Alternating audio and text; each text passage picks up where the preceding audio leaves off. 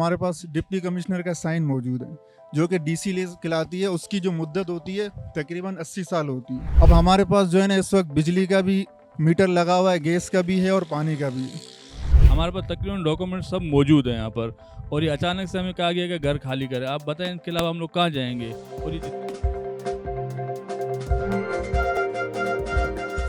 अस्सलाम वालेकुम नाज़रीन, मैं हूं आपका मेज़बान खुरम तुफ़ैल। रेड बॉक्स के प्लेटफॉर्म से एक बार फिर आपके साथ कराची ऑन स्पॉट के सेगमेंट में। मैं इस वक्त मौजूद हूं FB एरिया ईसा गोट में। मेरे अक़ब में आप देख रहे हैं ये जो घर तामीर हुए हैं ये एक रिफाही प्लॉट पर तामीर किए गए हैं। गुज़िश्ता दिनों सिंध हाई कोर्ट का एक बड़ा ही अहम फ़ैसला सामने आया है। सिंध हाई कोर्ट ने फ़ैसला दिया है और हुक्म दिया है कि ये जो प्लॉट है तकरीबन 4 से 5 एकड़ पर मुहित ये प्लॉट है, जहां पर इस वक्त सैकड़ों घर तामीर हो चुके हैं। सिंध हाई कोर्ट ने ये हुक्म दिया है कि ये प्लॉट जो है वो वागुज़ार कराया जाए और यहाँ पर पार्क तामीर किया जाए। और इस हवाले से जो समाअत हुई, समाअत के दौरान जो वकील थे अख्तर हुसैन, उन्होंने दलाइल देते हुए कहा कि जो गोठ में रहने वाले आबादियों के घर हैं उन अफराद का भी हक है कि उनको रिहाइश दी जाए। जिस पर सिंध हाई कोर्ट के जो जस्टिस अज़हर हुसैन हैं उन्होंने ये जवाब दिया कि क्या उनका हक नहीं है जो FB एरिया में फ़्लैट्स में रहते हैं, पहला हक उनका है कि उनको पार्क दिया जाए।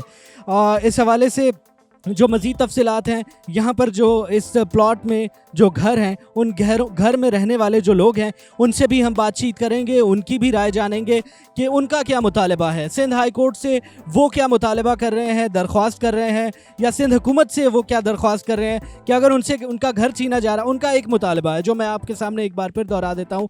उनका ये मुतालबा है कि अगर हमसे हमारा घर छीना जा रहा है, ये घर जहाँ पर उनकी नस्लें जो है वो जवान हुई हैं और दूसरी या तीसरी नस्ल जो है वो इन घरों में जो है वो इस वक्त रिहाइश पजीर है, उनका ये कहना है कि अगर हमसे हमारी कई दिहाइयों पुरानी छत छीनी जा रही है तो एटलीस्ट हमें मुतबादिल रिहाइश का बंदोबस्त करके दिया जाए। 2010 में पीपल्स पार्टी के दौरे हुकूमत में कराची शहर में बेशुमार ऐसे प्लॉट्स थे जहां पर तजावुज़ात जो हैं वो कायम की गई, लोगों को घर तामीर करने के लिए लीज़ दी गई, या फिर बहुत सारी जो है इमारतें जो है वो खड़ी कर दी गई। पार्क्स की ज़मीनों पर, प्लॉट्स पर, रिफाही प्लॉट्स पर जो है वो बिल्डिंग्स खड़ी कर दी गई।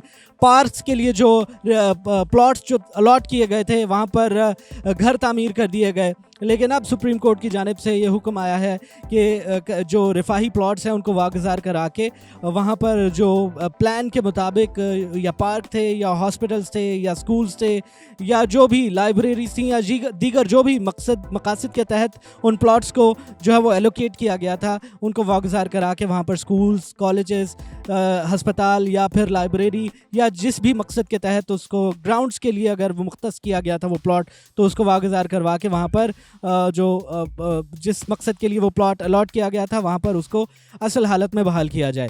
सवाल ये बनता है कि जिन इदारों ने हमें ये लीज़ प्रोवाइड की है उनसे सवाल बनता है कि इन्होंने ये लीज़ क्यों प्रोवाइड की। यहाँ तक कि हमारे पास डिप्टी कमिश्नर का साइन मौजूद है जो कि डीसी ले खिलाती है। उसकी जो मुद्दत होती है तकरीबन 80 साल होती है। अब हमारे पास जो है ना इस वक्त बिजली का भी मीटर लगा हुआ है, गैस का भी है और पानी का भी। जो कच्ची आबादी पिछले 40 साल या 35 साल से ज़्यादा अरसे तक होती है कायम, तो उसको ऑटोमेटिक लीज़ दी जाती है। हालांकि ऐसा नहीं हुआ और अचानक जो है हंगामा आ रही हुई। पिछले 1 महीने पहले जो है ना अचानक पुलिस आ गई थी और मैंने उनसे सवाल किया कि भाई आप लोग क्यों आए, तो उन्होंने कहा कि हम इस बस्ती को खाली कराने आए। तो मैंने उनसे सवाल किया कि भाई किसी भी जगह को खाली कराने के लिए कोई जाता है, वागुज़ार कराने के लिए, तो उनके साथ एक्सीवेटर होता है, ये सारी चीज़ें होती है। आप खाली पुलिस लेकर आए हो, किसी को गिरफ्तार करने आए हो या बस्ती खाली कराने आए? तो मेरे सवाल को उन्होंने वो परेशान हो गए थे, इसका उन्होंने जवाब नहीं दिया।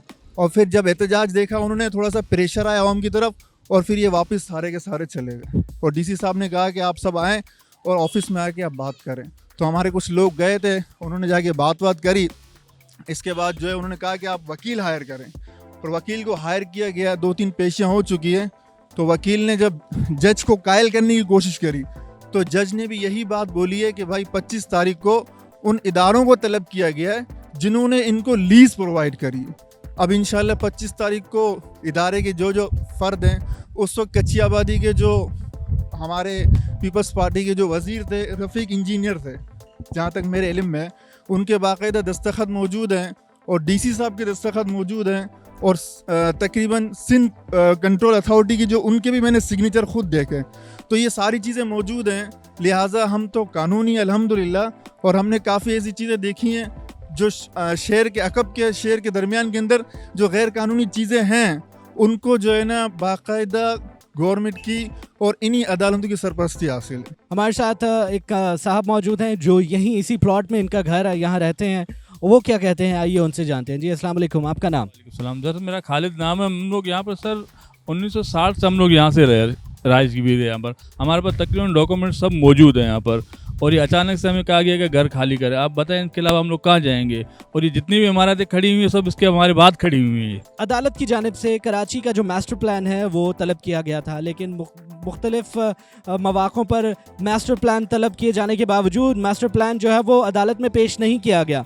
उसकी वजह यह है कि 36,000 से ज़्यादा ऐसे रिफाई प्लॉट्स हैं जहाँ पर तजावुज़ात कायम कर दी गई हैं। और अगर वो मास्टर प्लान अदालत में पेश किया जाता है तो इस सूरत में वो तमाम 36,000 जो प्लॉट्स हैं उनकी निशानदही की जा सकेगी और उनको वागुज़ार कराया जा सकेगा। यही वजह है कि वो मास्टर प्लान जो है वो अदालत में पेश नहीं किया गया अब तक। बहरहाल मज़ीद जो भी सूरत हाल है इस हवाले से भी हम आपको आगाह करते रहेंगे। और अभी तक की यही सूरत हाल है कि ये वो मेरे पीछे जगह है जो आप मेरे अक़ब में देख सकते हैं। अगर ये घर वो है जो तामीर किए गए हैं उस प्लॉट पर, और ये प्लॉट जो था वो पार्क के लिए मुख्तस किया गया था।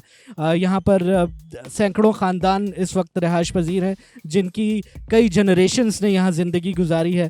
और फ़िलहाल वो यही मुतालबा कर रहे हैं कि अगर हमसे हमारी छत छीनी जा रही है तो मुतबादिल छत का बंदोबस्त कर दिया जाए। सिंध हाई कोर्ट से भी और सिंध हुकूमत से भी उनका यही जो है वो मुतालबा है, दरख्वास्त है। इस हवाले से मैं आपको ये भी बताता चलूँ कि सिंध हाई कोर्ट ने सिंध हुकूमत से ये भी दरख्वास्त की है कि ना सिर्फ ये जगह बल्कि दीगर जैसे गुजर नाला है, औरंगी नाला है या दीगर जो नाले हैं उनके आसपास जो तजावुज़ात थी उनको जब मिसमार किया गया था तो उन तजावुज़ात के जो मुतासिरीन थे, उस इंसदाद तजावुज़ात ऑपरेशन के जो मुतासिरीन थे, उन लोगों के लिए भी क्या मुतबादिल रिहाइश का बंदोबस्त किया गया है अब तक? ये भी जो है इस हवाले से भी अदालत की जानिब से सवाल उठाया गया था। इस हवाले से जो दीगर तफसीलात हैं वो हम अपनी आने वाली वीडियोस में आपके सामने रखते रहेंगे, आपके साथ शेयर करते रहेंगे। आज के लिए इतना ही। आपके मेज़बान खुरम तुफ़ैल को इजाज़त दीजिए। कराची ऑन स्पॉट सेगमेंट में मैं आपके साथ था FB एरिया में ईसा गोट से। मेरे अक़ब में वो प्लॉट जिसके बारे में सिंध हाई कोर्ट ने गुज़िश्ता दिनों फ़ैसला दिया है और सुप्रीम कोर्ट के फ़ैसले की ही तौसीक़ करते हुए उन्होंने हुक्म दिया है कि इस प्लॉट को वागुज़ार करवा के यहाँ पर पार्क कायम किया जाए। और यहाँ के जो रिहायशी हैं उनका मौक़िफ़ भी मैं आपके सामने रख चुका। किसी और वीडियो तक के लिए खुरम तुफ़ैल को इजाज़त दीजिए। कराची ऑन स्पॉट के सेगमेंट से, रेड बॉक्स के प्लेटफॉर्म से। Till we meet again, it's good bye.